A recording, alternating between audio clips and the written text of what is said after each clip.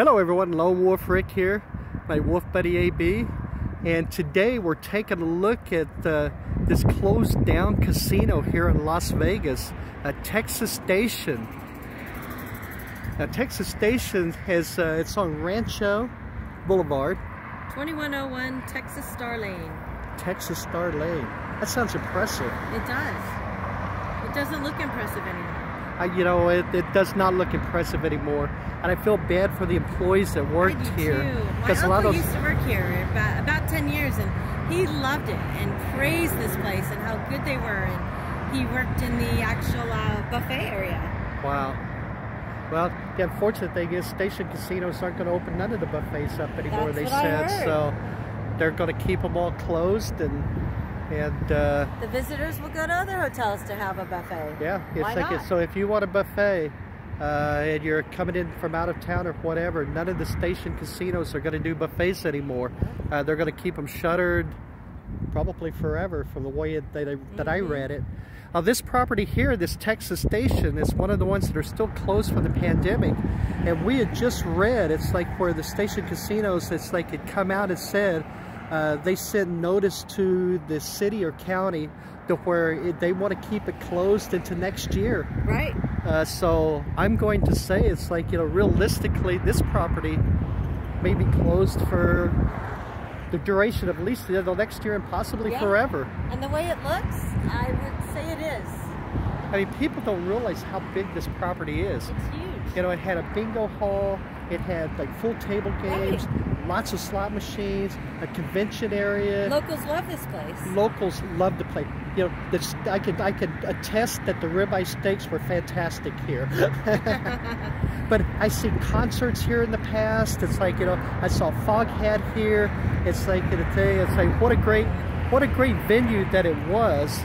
It's like, you know, the thing, but I'm sure it's like, as far as station casinos is concerned, maybe it wasn't hitting whatever their quote-unquote nut is. It's like a thing of profitability for properties, and it's like, and I'm sure that's one of the reasons that it's going to stay closed down. Except, I believe on Wednesdays is what the internet says, is it's a COVID testing site. They do have COVID. If you look around, it's like there's cones here directing people to the back of the property, and they all the way around here. It looked like it was once a pretty large testing site. Yeah. But it said that they were open 3 days, starting Wednesdays, but I couldn't find anything currently.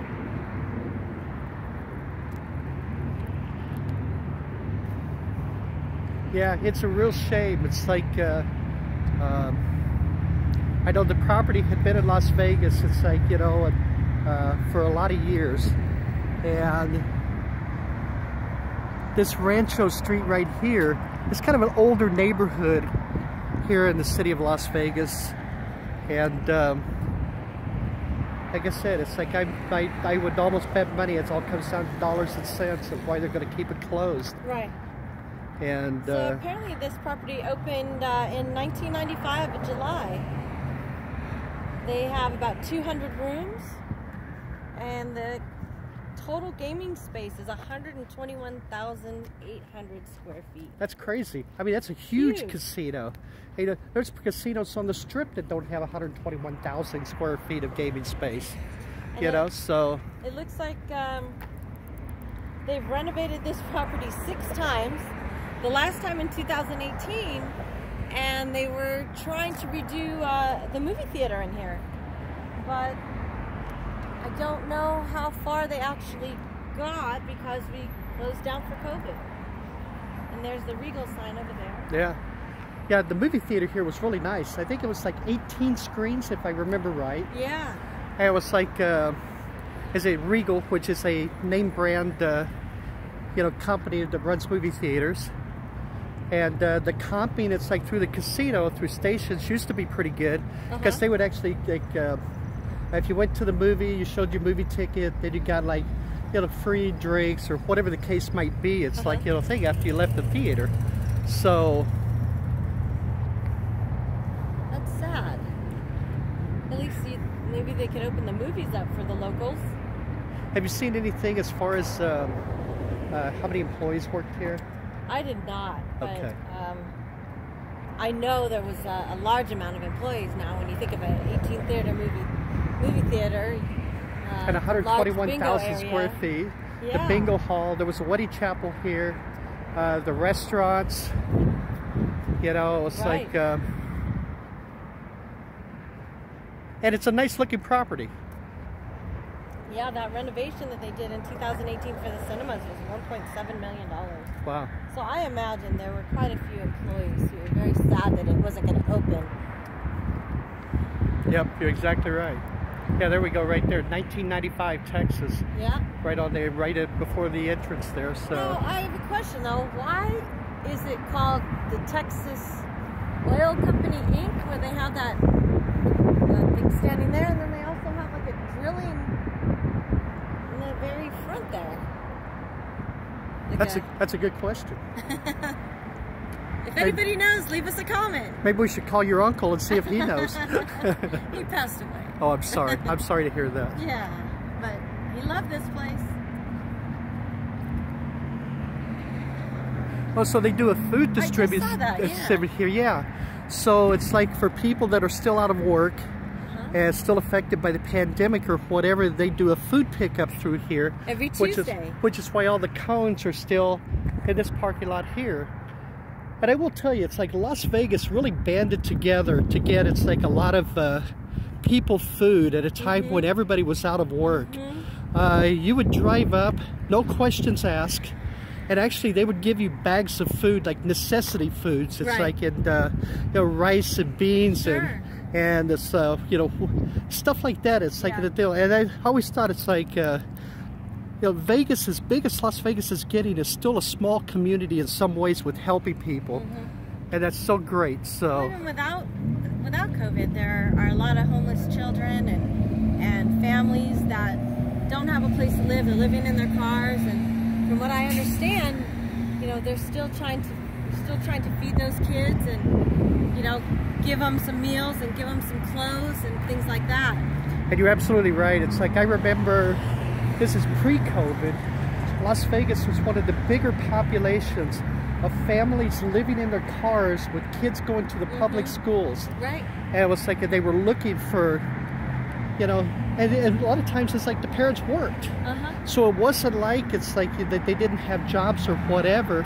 It's just they weren't making enough. It's like to house the family.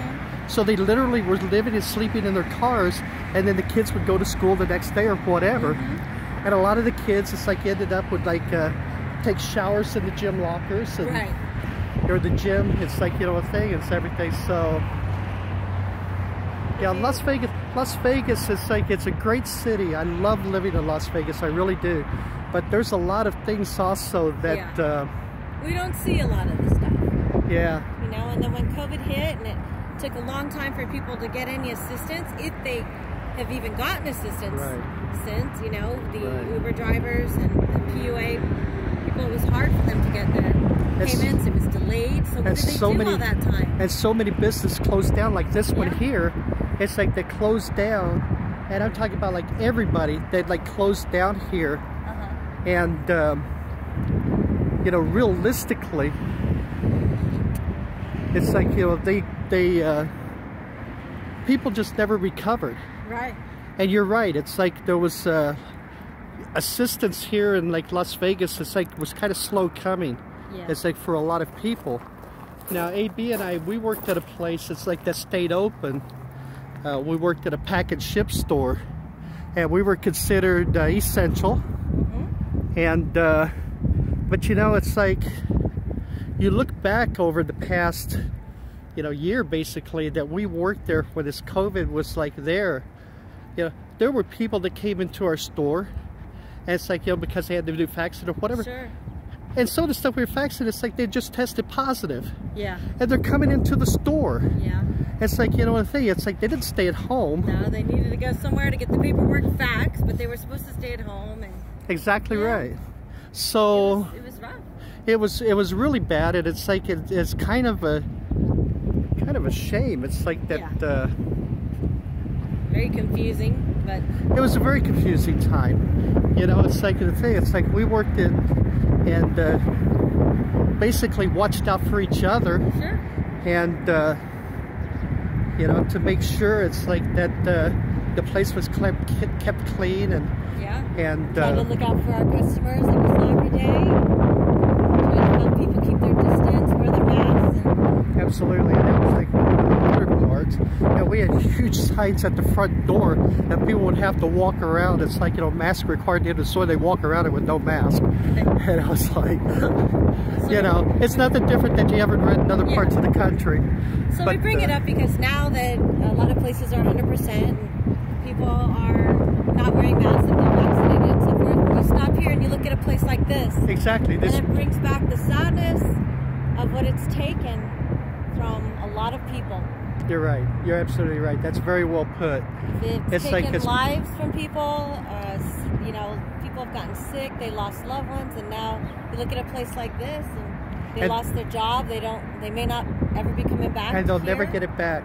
And a lot of times, it's like, you know, it's and I could tell you, it's like, because I've known people that are this way. They these places like this, these people will work here. They will work here for their whole life. Sure. You know, they will work here till they die, basically, because the job is their life, and the workers, the co-workers, are family. And maybe they've always worked in this industry, and you have these few casinos in this area maybe they could walk to or take a quick bus ride to. And that's exactly right, too. Now that this one's not going to be open, and I believe we'll probably do a video of the Fiesta that's not going to be opening up, and it's a real shame. Yeah.